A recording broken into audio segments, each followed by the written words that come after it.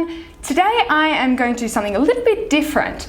I was about to start getting ready for my Q&A video. I have all these new pretty things set in front of me and I thought, why not film it? I can give you my first impressions, have a bit of a chat.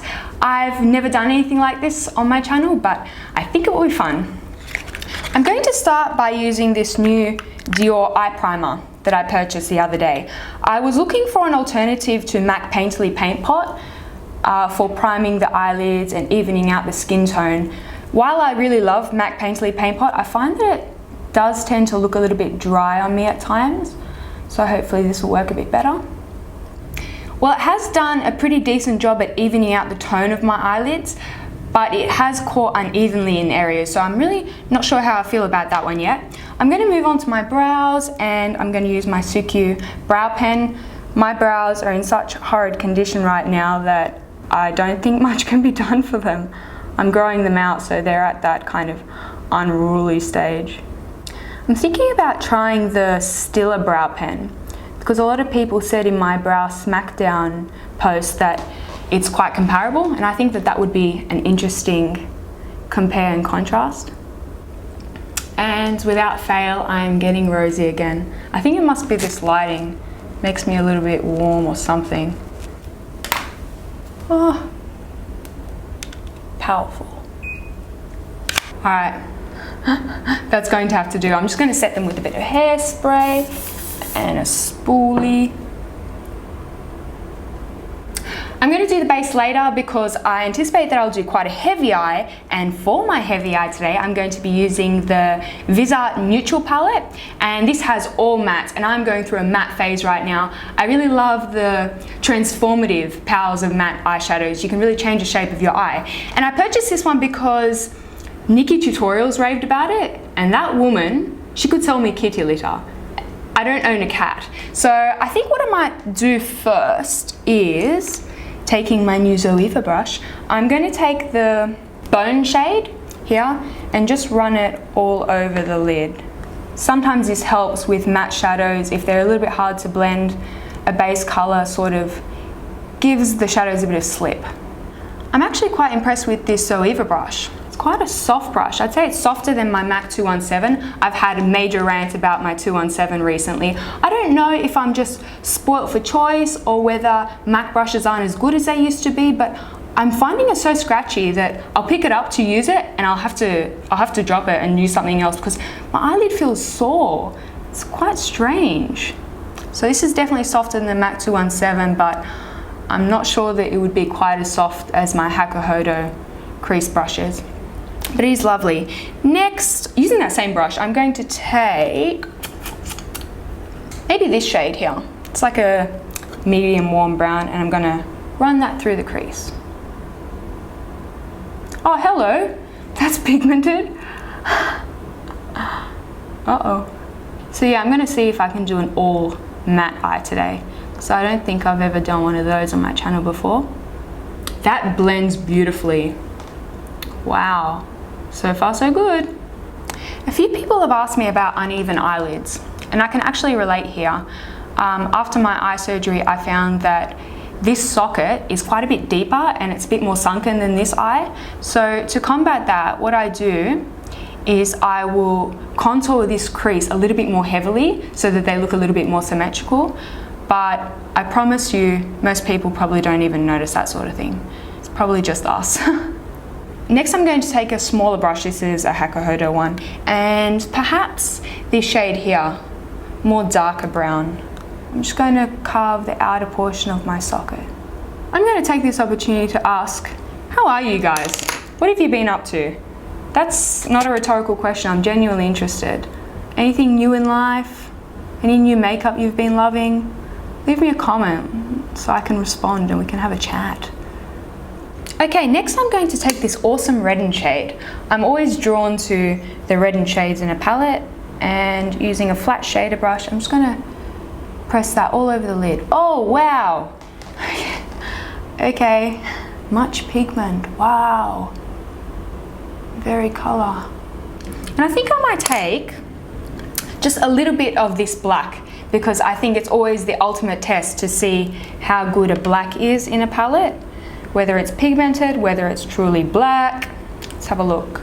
It's definitely black, but I wouldn't say it's as black as Makeup Geek Corrupt, which is the blackest eyeshadow that I've ever tried. I think I'll take this one because I haven't used it yet. Another medium brown. I do think that this palette has quite a good range of warms and cools. Probably leans a little bit more warm than cool, but there are some really good cool shades. I think it's very versatile. I said this was going to be an all matte look, but obviously I lied because I can't resist a shimmery inner corner highlight.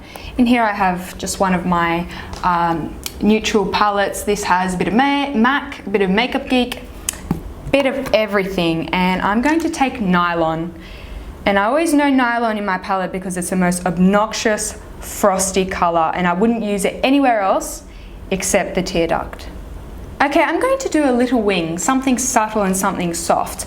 Lately, I've been favoring eyeshadows instead of, say, liquid liner or gel liner or whatever, just because it's so easy, and if you make a mistake, it's really easy to correct. So I'm going to take my new Zoeva brush. This is the detail liner, and I'm very picky about liner brushes, so this could go all wrong. I'm going to spray it with a bit of Fix Plus. Then I'm going to dip it into my Makeup Geek Corrupt, which is the blackest eyeshadow that I've ever come across. Now I reserve a portion of this pan for use wet because some eyeshadows don't play well when they're wet and they can seal, so you actually stop getting pigment from it. So it's always good practice to reserve a little portion of the pan for damp brushes. I tend to look straight ahead because I have quite a heavy crease. So if I look straight ahead and I see where my crease ends, I need to avoid that area entirely when I do my eyeliner, because if it goes through my crease, it's going to be quite hard to smooth it out. So that's kind of my tip for winged liner if you have heavy eyelids like myself.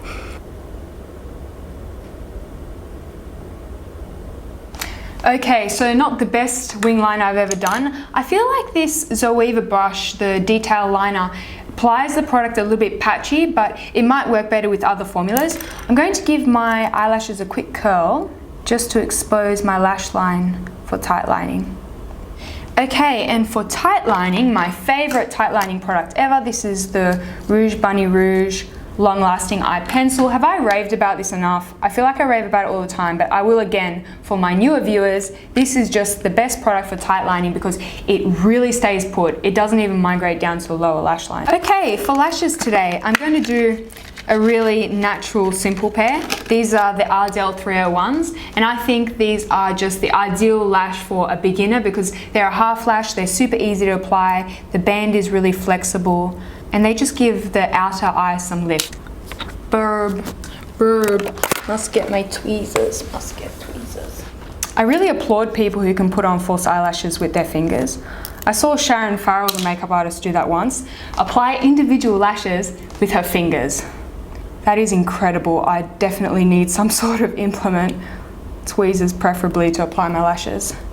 Fazio Ultra Curl Lock Mascara Long. I purchased this in Japan. Remember when I went to Japan? I want to go back to Japan. But I hadn't opened it because I have like 14 mascaras in rotation right now. Make that 15. I haven't tried it yet. Ooh, it's got like a curved one and I see little fibers hanging out of it. Let's give this a go. Overall, I quite like it. I think it's quite nice. Definitely more lengthening than voluming. Voluming? Voluming. Now that I'm looking like a royal mess, let's get on to the base makeup.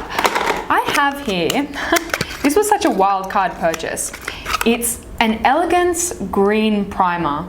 I don't know, I just thought, I sometimes have flushed skin obviously, so I thought this might be nice to try.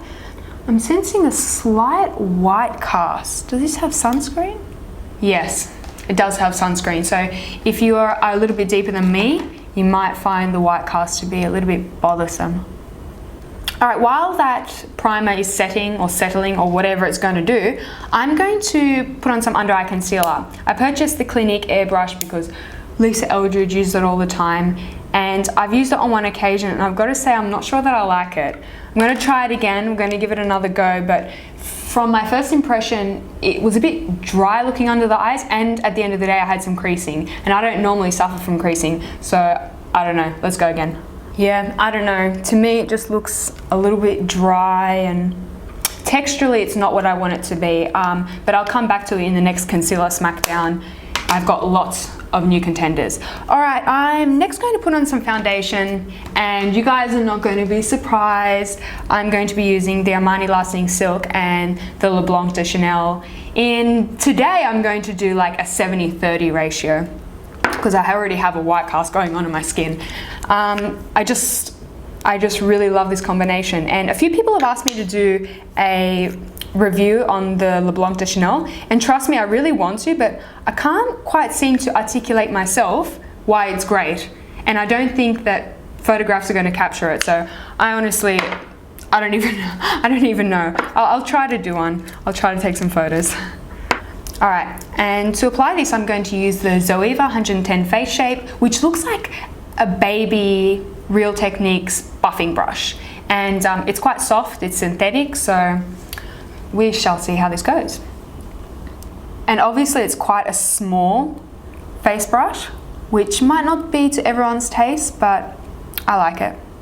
So I'm not entirely sure how I feel about that primer. My foundation has looked better, but I have a slight white cast now, so I'm going to use this Rouge Bunny Rouge bronzer, and I like this one because it's not too warm, so I don't get excessively golden when I use it. Okay, that looks a bit better. Now for blush, because today I'm going to wear blush, despite the fact that I'm naturally blushing. I don't care. I feel like wearing a blush, and I'm going to try out for the first time MAC Warm Soul. And this kind of reminds me of Luminoso a little bit, Milani Luminoso, the one that I absolutely adore. I'm going to use the Chico Hodo Z4. Oh yeah, that's pretty. This is up my alley. I'm going to do a quick contour. This is makeup store Masai. There is a makeup store really close to my house. It's very dangerous, and makeup store matte eyeshadows are also fantastic. They're very buttery, they're very soft, and I think this one is just the perfect shade for a contour because it's quite ashy, and you guys know how I feel about ashy contours. I'm going to use this Zoeva brush, and it reminds me a bit of the NARS ITA brush. You know, that one that everyone raves about? I own that. And if I can be entirely honest with you, I don't like it. I think that the quality is kind of scratchy. Again, maybe I'm just spoilt for choice, but I don't think it's a particularly well-made brush, whereas this one feels quite soft, so let's see how it goes. For lips, I have a lipstick here, and there's actually a story behind this lipstick. I don't know if it's amusing or absurd or just pathetic.